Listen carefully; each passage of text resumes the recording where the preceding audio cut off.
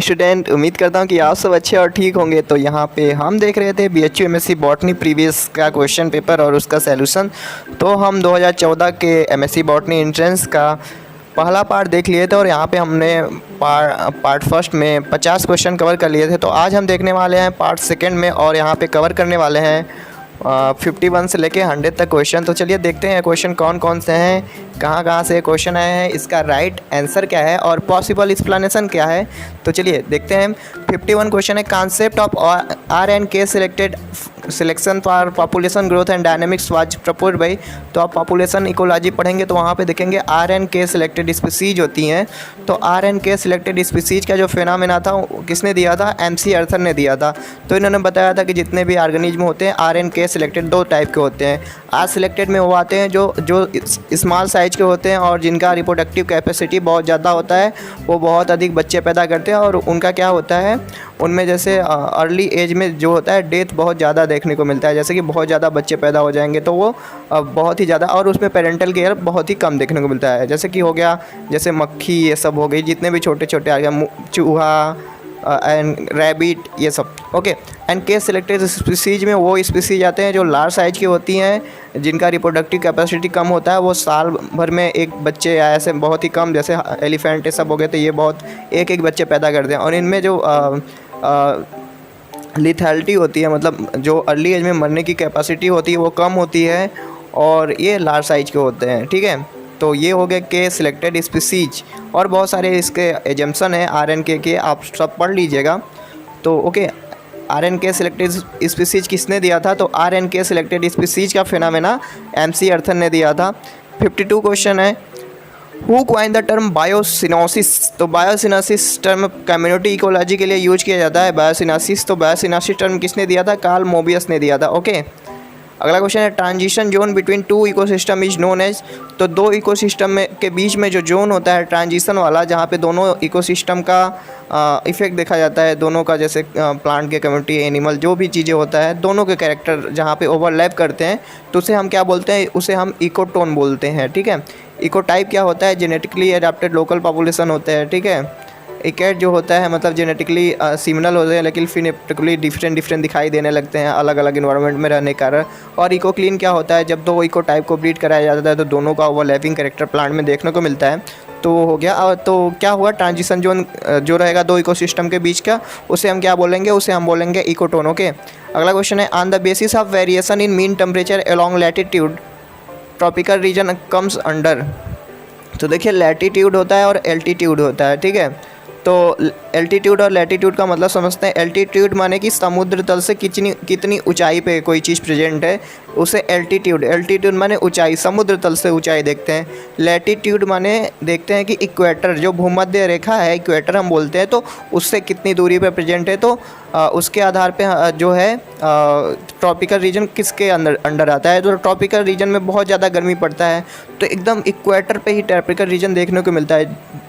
0 से 20 degree latitude होता है, तो वहाँ पे बहुत ज़्यादा सूर्य की जो किरण होती है, ठीक है, वहाँ पे एकदम डायरेक्ट पड़ती है, तो ज़्यादा गर्मी होता है वहाँ पे, ज़्यादा डाइवर्सिटी देखा जाता है। इसके कारण लाइट ज़्यादा पड़ेगा, बहुत ज़्यादा फॉरेस्ट रहेंगे, खाना ज़्यादा बनेगा, फोटोसिंथेसिस ज़्यादा होगा इसके कारण। ओके, अगले क्वेश्चन स्विच करते हैं।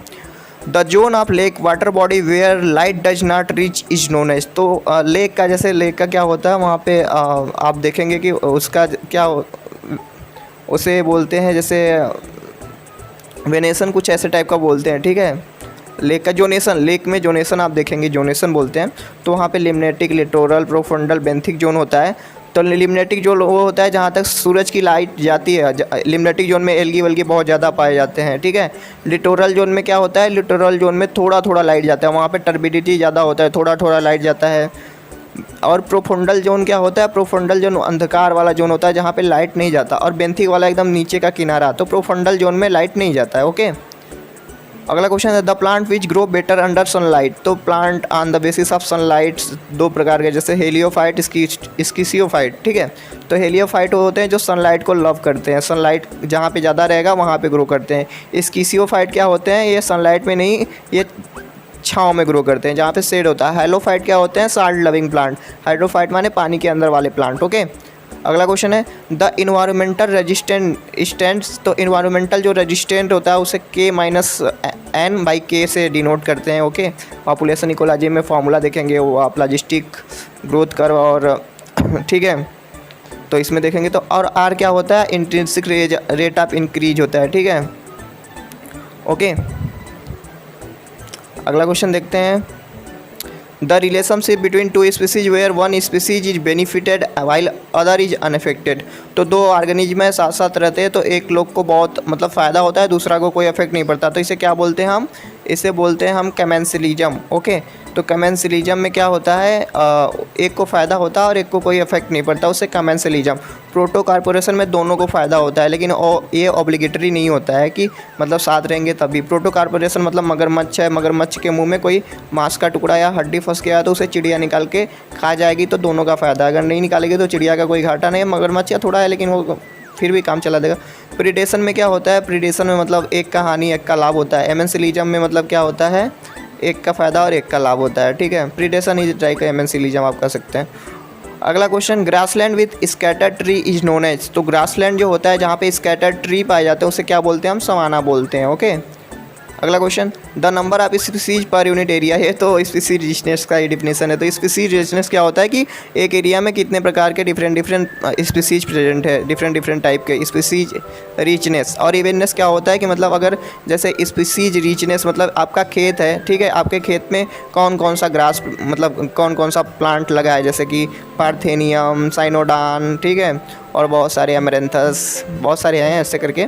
तो ये हो गया आपका स्पीसीज रिचनेस। इवेननेस क्या होता है कि मतलब किसका ज़्यादा नंबर प्रेजेंट है, मतलब आपके मान लीजिए चीनोपोडियम बहुत ज़्यादा है तो चीनोपोडियम बहुत ज़्यादा रहेगा, चीनोपोडियम 100 रहेगा और पार्थेनियम 2 रहेगा। तो अब जो पार्थेनियम है, ठीक है, तो चीनोपोडियम जो है उसका इवेननेस ज़्यादा है। ओके, अगला question brown air pollution in generated in traffic congested city due to. तो ब्राउन एयर जो होता है वो स्मॉग है एक टाइप का, तो ये नॉक्स नाइट्रोजन के जितने भी ऑक्साइड होते हैं वो ब्राउन एयर, ठीक है, इसे हम क्लासिकल स्मॉग भी बोलते हैं। और एक होता है फोटोकेमिकल, तो वो ओजोन और पैन से बनता है। ठीक है, अगला question in water body pyramid of biomass. तो पिरामिड ऑफ बायोमास जो होता है वाटर में या पॉन्ड में वाटर बॉडी, तो वो इन्वर्टेड होता है क्योंकि एल्गी रहेगा तो एल्गी कम मात्रा में प्रेजेंट रहेगा तो उसका भार कम रहेगा।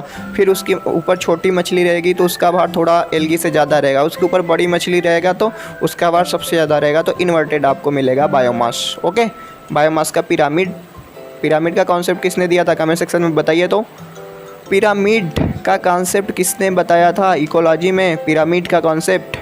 ओके, अगला question blue baby syndrome occur due to excess of which chemical effluent in ground water. तो ब्लू बेबी सिंड्रोम किससे होता है, ब्लू बेबी सिंड्रोम? तो नाइट्रेट का अगर पॉल्यूशन हो जाता है वाटर बॉडी में तो ब्लू बेबी सिंड्रोम ये कॉज करता है नाइट्रेट के पॉल्यूशन के द्वारा। ओके, अगला क्वेश्चन विच ग्रीन हाउस गैस मोर warming potential than other gases. तो वार्मिंग पोटेंशियल, ठीक है, वार्मिंग पोटेंशियल जैसे कि आप सबको पता है कि सूरज की रोशनी पृथ्वी पे आती है, ठीक है, पृथ्वी फिर इंफ्रारेड रेडिएशन को छोड़ती है जो वापस एटमॉस्फेयर में लौट के जाता है। लेकिन हमारे एटमॉस्फेयर में ये सारे चारों जैसे बहुत सारी गैसेस होती है, तो अगर ये पूरे जो रेडिएशन लौट के जा रही है अगर पूरा चला जाता तो हमारे पृथ्वी तो रात को एकदम कूल हो जाता, बर्फ़ जम जाता। लेकिन नहीं, इन जो रेडिएशन है टेम्परेचर को पकड़ के रखता है, ठीक है।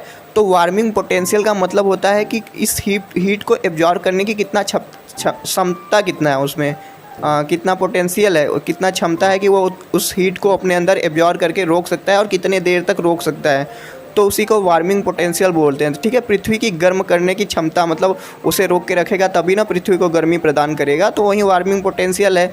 तो देखिए कार्बन डाइऑक्साइड तो यहाँ पे है नहीं, उसका एक मानक लेते हैं 1 कार्बन डाइऑक्साइड का होता है, तो और फिर मेथेन का ऐसे, तो यहाँ है कार्बन डाइऑक्साइड है ना 3 में, तो इसका 1 मानते हैं, फिर ऐसे 250, फिर नाइट्रस ऑक्साइड का मानते हैं अप्रॉक्स 300 और क्लोरोफ्लोरोकार्बन का शायद 5700 तक आता है। तो सबसे ज़्यादा वार्मिंग पोटेंशियल किसका होता है, ये क्लोरोफ्लोरोकार्बन का होता है। ओके, अगला question what proceed Woodland stage of hydrosphere. ठीक है, वुडलैंड मतलब प्रोसीड करना है, तो प्रोसीड मतलब इसके पहले क्या होगा, वुडलैंड स्टेज बनेगा हाइड्रोस्फीयर से, तो उसके पहले क्या होगा, तो आपने पढ़ा होगा हाइड्रोस्फीयर जीरोस्फीयर, ठीक है, प्लांट सक्सेशन का टाइप है। तो वुडलैंड स्टेज से पहले आता है सेज मीडो स्टेज, ठीक है। तो सेज मीडो स्टेज आता है। सबसे पहले यहाँ पे क्या रहेगा, फ्लोटिंग रहेगा, फ्लोटिंग से फिर रूटेड फ्लोटिंग आएगा, फिर रीड स्वैम्प आएगा, रीड स्वैम्प के बाद सेज मीडो के बाद आएगा वहीं फॉरेस्ट वाला या वुडलैंड। ओके, अगला question, which serve as good indicator of land productivity. तो देखिए land productivity is equal to the total biomass present in a unit area. ठीक है, तो सबसे ज़्यादा बायोमास कहाँ रहेगा, ग्रास लैंड में तो कम रहेगा, पॉन्ड इकोसिस्टम रहेगा तो एल्गी पता नहीं है कि नहीं है। ठीक है, लैंड प्रोडक्टिविटी की बात कर रहा है तो फॉरेस्ट रहेगा तो वहाँ पे बायोमास का बहुत ज़्यादा रहेगा तो फॉरेस्ट राइट आंसर होगा। ठीक है, good indicator. Which chemical toxicant cause knock knee syndrome. Very simple question, cadmium से होता है नॉक नी। ठीक है, लेड से होता है प्लम्बिजम, पारस से होता है मिनीमाटा डीजी, जो कि फ्लोरीन से क्या होता है बताइए, फ्लोरीन से बताइए, फ्लोरीन से फीस में कुछ होता है, आप सबको पता है तो बताइए फ्लोरीन से कौन सा डीजीज होता है।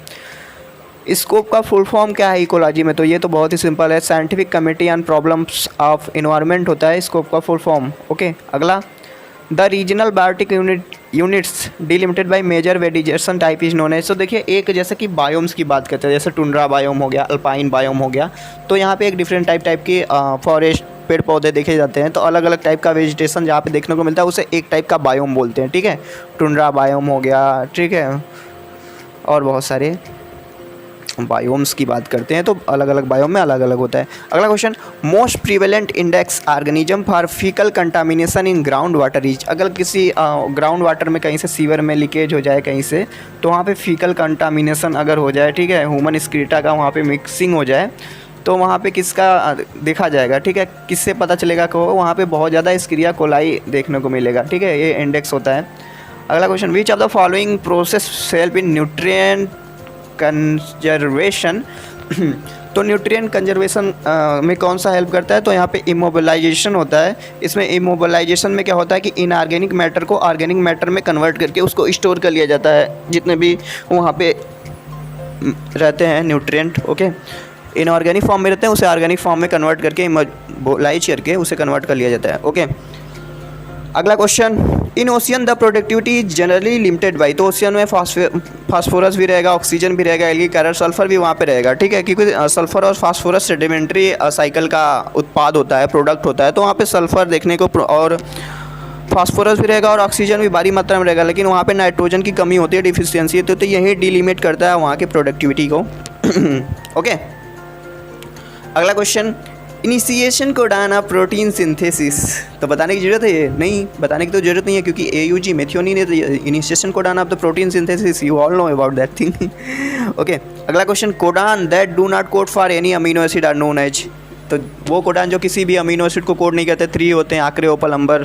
ठीक है, तो उसे हम टर्मिनेशन स्टॉप कोडान, ठीक है, नॉनसेंस कोडान बोलते हैं।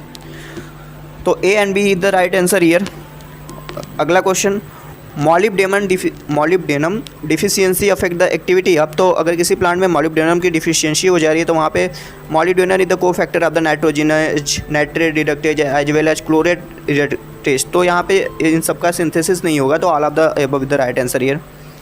अगला question, in blue green algae the structure is specialize for the aerobic fixation. Aerobic nitrogen fixation होना चाहिए था, तो एरोबिक नाइट्रोजन फिक्सेशन के लिए कौन सा रिस्पॉन्सिबल है, हेट्रोसिस्ट है। ठीक है, पहले हम इसे हेट्रोसिस्ट पढ़ते थे, लेकिन अब हम इसे हेट्रोसाइट बोलते हैं। ठीक है, तो हेट्रोसाइट बोलते हैं। आप बताइए क्वेश्चन, टर्मिनल हेट्रोसाइट कहाँ पे देखने को मिलता है। ठीक है, एकाइनिट एप्लेनोस्पोर आप सबको पता है ना। एकाइनिट होता है कि वो एक सेल होता है, जैसे जब अनफेवरेबल कंडीशन आता है तो एल्गी क्या करती है कि अपने सारे सेल को डिस्ट्रॉय करती है, और एक जो सेल होता है एक किसी स्पेशलाइज सेल में वो सारे फूड प्रोडक्ट को इकट्ठा करके उसे रेस्टिंग सेल में बदल देती है। ठीक है, और उसके ऊपर थिक वाल डेवलप कर देती है कि वो जब अनफेवरेबल कंडीशन निकल जाए तो वो सेल फिर से अपना ग्रोथ करके फिर से उस प्लांट बॉडी को बना सके। एप्लेनोस्पोर तो आप जानते हैं ना, थीन वाल नॉन मोटाइल स्पोर जो होता है एल्गी में, वो एप्लेनोस्पोर, और थिक वाल जो रहेगा उसे हिप्नोस्पोर बोलेंगे। बहुत ही सिंपल ये सब कॉन्सेप्ट है।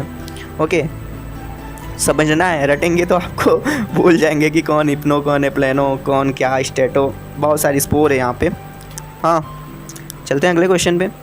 How many electron are involved in the reduction of nitrate to ammonia. देखिए यहाँ पे ध्यान देने वाली है, नाइट्रेट टू अमोनिया पूछ रहा है ना, तो अगर नाइट्रेट टू अमोनिया में बदल रहा है तो वहाँ पे 8 इलेक्ट्रॉन लगेंगे। सबसे पहले क्या होगा, नाइट्रेट से नाइट्राइट बनेगा तो वहाँ पे 2 इलेक्ट्रॉन यूज होगा, फिर नाइट्राइट से जब अमोनिया बनेगा तो वहाँ पे 6 इलेक्ट्रॉन लेगा। तो आप लोग ध्यान दीजिएगा कि नाइट्रेट से अमोनिया लेगा तो 8, अगर यहाँ नाइट्राइट टू अमोनिया लेता है तो 6 रहेगा, ठीक है, आंसर बदल जाएगा, ध्यान से। अगला question, respiratory question for germinating carbohydrate. Respiratory question पता है ना, रेशियो लेते हैं कार्बन डाइऑक्साइड और ऑक्सीजन का, तो जर्मिनेटिंग कार्बोहाइड्रेट्स, ठीक है। तो देखिए यहाँ पे अगर सीड दिया होता सिर्फ, ठीक है, सीड दिया होता तो हम कहते कि वहाँ पे भाई फैट का होता, <1 होता, तो कार्बोहाइड्रेट सिंपली यहाँ इंडिकेट करके दिया है तो आप 1 के साथ जाएंगे, ठीक है, 1 होगा। और इसका 2 आंसर आप दे सकते हैं, 1 या <1, ओके। तो कंट्रोवर्सी में नहीं पढ़ना चाहता हूँ इसलिए दोनों आंसर बता रहा हूँ। आप बताइए कौन होगा, ठीक है, 78 का कमेंट में बताइए। मेरे हिसाब से दोनों होना चाहिए, 1 is the most correct answer, क्योंकि कार्बोहाइड्रेट इंडिकेट कर दिया ना यहाँ पे। अगला question, which are the following exhibit the highest rate of respiration. तो हाईएस्ट रेट ऑफ रेस्पिरेशन कौन सा देता है? जर्मिनेटिंग सीड होगा तो फूड का मोबिलाइजेशन वहाँ पे होता है, जिब्रेलिन एक्शन करता है, अल्फा एमाइलेज का सिंथेसिस, तो वहाँ पे रेस्पिरेशन बहुत ज़्यादा है। Glyoxylate cycle takes place in, तो देखिए यहाँ पे मुझे लग रहा है कि मिसप्रिंट है, क्योंकि ग्लाइऑक्सिसोम नहीं पेरोक्सिसोम होता तो दोनों आंसर ले सकते थे, ठीक है। ग्लाइऑक्सिलेट साइकिल, ठीक है, तो बोथ ए एंड बी है तो वहाँ पे ग्लाइऑक्सिसोम ले सकते हैं, ठीक है, बोथ है। ऐसे देखिए एक यहाँ पे टिप्स यही दूंगा ना कि all of the above, a and b, a and c, ऐसे क्वेश्चन अगर आपको मिले तो मोस्ट प्रोबेबल वहाँ पे यही देखा जाता है कि यही सही होते ही है, ठीक है। आप तुक्का वहाँ पे लगा सकते हैं लेकिन ध्यान से लगाइएगा, गलती करके फिर मेरे को आके ब्लेम मत कीजिएगा। अगला question, the presence of oxygen first demonstrated by, तो ऑक्सीजन का डिस्कवरी कैनेरी ग्रास से आपने जैसे कि पढ़ा है, चार्ल्स डार्विन ने किया था, ठीक है, और फ्रांसिस्को डार्विन उनके पोते या बेटे थे, ओके। तो साइटोकाइनिन क्या करता है? सेल का डिवीजन करता है, okay. Expansion of cotyledons and leave करता है, ओके। डिले सेंस यानी कि रिचमांड लाइंग इफेक्ट दर्शाता है, ओके। तो all of the above is the right answer here. Next question, increase the polyamines level inhibit, तो आप गूगल कर सकते हैं इसको। पॉलीएमिन जो होता है एथिलीन की एक्टिविटी को रोक देता है, ठीक है, जैसे एथिलीन के सिंथेसिस में या इनहिबिटर का काम करता है, और सिल्वर भी होता है इनहिबिटर का, एथिलीन में काम करता है, ओके। तो अगला question, etch monomer of phytochrome hash, तो फाइटोक्रोम के जब आप स्ट्रक्चर देखेंगे, वैसे तो आपने देखा नहीं होगा बीएससी में, पता नहीं, मुझे नहीं पता, मैंने तो नहीं देखा था इसलिए मैं बोल रहा हूँ। तो वो डाइमर के फॉर्म में होता है, ठीक है, डाइमर के फॉर्म में होता है, उसका वेट 250 kg होता है। तो वहाँ पे जो मोनोमर, वहाँ डाइमर, एक मोनोमर के पास जो होता है, ठीक है, तो वहाँ पे एक क्रोमोफोर वाला पार्ट मिलता है जो लाइट को एब्जॉर्ब करता है। तो एक मोनोमर आप फाइटोक्रोम के पास कितना क्रोमोफोर होता है? एक क्रोमोफोर होता है, ओके। अगला question, cholesterol is a precursor of, तो कोलेस्ट्रॉल जो है प्रोजेस्टेरिन को बनाता है, कार्टिकोकॉइड को बनाता है, तो both and b the right answer here, okay. अगला question, during cell cycle DNA replicate, तो सेल साइकिल के दौरान डीएनए एक ही बार रिप्लिकेट करता है, वो भी एस फेज में रिप्लिकेट करता है, ओके, सिंपल है। Translocation of water and mineral is, तो translocation of water and mineral यहाँ पे देखिए 3 प्रकार का भी हो सकता है, एक ट्रांस मेम्ब्रेन पाथवे भी होता है। तो यहाँ एपोप्लास्टिक, सिम्प्लास्टिक, एपोप्लास्टिक मतलब सेल वाल के थ्रू हो रहा है, सिम्प्लास्टिक मतलब कि प्लाज्मोडेस्माटा के थ्रू हो रहा है, तो दोनों टाइप से होता है, ठीक है, वाटर का ट्रांसपोर्ट। सबसे ज़्यादा एपोप्लास्टिक होता है, फिर सिम्प्लास्टिक होता है, okay. Allosteric enzyme which substrate and modulator are identical, तो सबस्ट्रेट और मॉड्यूलेटर दोनों एक तरह होते हैं, तो होमोट्रोपिक बोलते हैं उसे, सिंपल है। अगला question, solute if mixed in water, तो जैसा कि आपको पता है जो प्योर वाटर होता है, प्योर वाटर में जो वाटर पोटेंशियल होता है वो 0 होता है, और यही मैक्सिमम वाटर पोटेंशियल होता है। Water potential never will be less than 1 या लेस देन 0, ओके। तो वाटर पोटेंशियल जब हम किसी भी वाटर में अगर सॉल्यूट को हम मिक्स करते हैं तो उसका वाटर पोटेंशियल जो होता है कम हो जाता है, ठीक है। सॉल्यूट को ऐड करने पर वो निगेटिव में हो जाएगा, तो लोअर वाटर पोटेंशियल हो जाएगा। यहाँ पे राइट आंसर 2 होगा। चलते हैं क्वेश्चन नंबर 90 पे, गटेशन रिजल्ट बिकॉज, अब तो guttation is the phenomena of the loss of water in form of drop from the apical part of the leaf during the hot morning, okay, hot night के दौरान जब सुबह होती है बहुत ज़्यादा गर्मी में, तो वहाँ पे देखेंगे कि प्लांट में जो टमाटर हो गए अपने लीफ वाले पार्ट से ड्रॉप के फॉर्म में वाटर का लॉस किए होते हैं, ठीक है। तो ये इससे हम गटेशन बोलते हैं। बर्गस्टीन ने डिस्कवरी किया था। यहाँ पे क्या देखा जाता है, इपिथम टिश्यू हाइडेंटोथ के द्वारा होता है। तो ये क्यों होता है? क्योंकि रूट प्रेशर होता है ना, रूट प्रेशर, नीचे से प्रेशर लगाएगा, ऊपर से पानी निकल के बाहर, सिंपल। अगला question, pump are characterize in the transport protein across the membrane linked with, तो पंप को क्या चाहिए? एटीपी चाहिए, सिंपल है।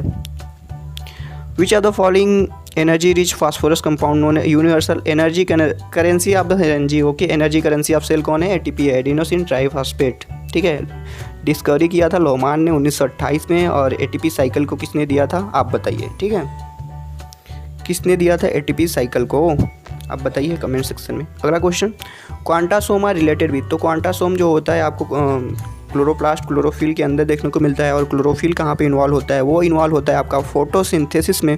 तो quantasome is the related with the photosynthesis. ठीक है, ग्रेना में आपका 230 मालिक्यूल। ठीक है, क्वांटम यील्ड और क्वांटम रिक्वायरमेंट दो चीज़ें होती है, अगर आपको पता है तो कमेंट सेक्शन में बताइए what is the quantum yield and what is the quantum requirement.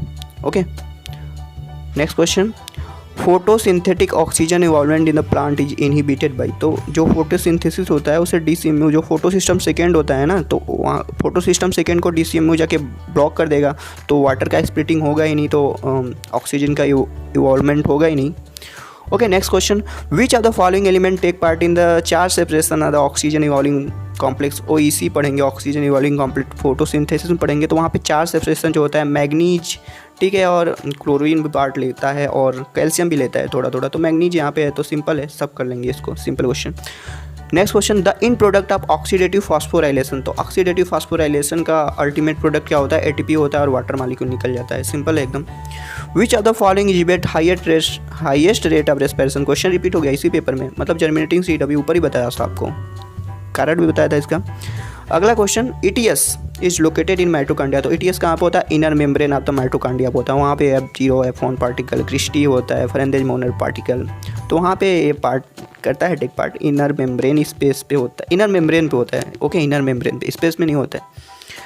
99 in oedogonium the androspore always germinate. तो उडोगोनियम एल्गी आप पढ़ेंगे तो देखेंगे एंड्रोस्पोर जो होता है जेमिनेट करता है, वो उगोनियम के कहीं भी आसपास जाके, उगोनियम के पास जाके जेमिनेट होकर फिर एंटर करता है। ओके, लास्ट क्वेश्चन देखते हैं आज का, dichotomously branch sporangiophore is a characteristic feature. अब तो डाइकोटोमसली ब्रांच जो होता है, दो ब्रांच एक में से निकलेगा, एक ऊपर चढ़ेगा फिर उसमें से दो, फिर दोनों ऊपर जाएंगे फिर उसमें से दो। तो डाइकोटोमसली ब्रांच जो स्पोरेंजियोस्पोर होता है वो पर्नोस्पोरा में देखने को मिलता है। तो यहाँ पे हम लोगों ने 2014 का पार्ट सेकेंड भी कवर कर लिया। ओके, तो उम्मीद करता हूँ कि आप सबको ये वीडियो पसंद आया हो। और हाँ, एक नोटिफिकेशन ये है कि अभी 500 सब्सक्राइबर होने वाले हैं, तो जल्दी से सब्सक्राइब कर दीजिए, 500 कर दीजिए। ओके, चलता हूँ मैं, मिलूँगा आपसे नेक्स्ट वीडियो में। Thank you for watching this video.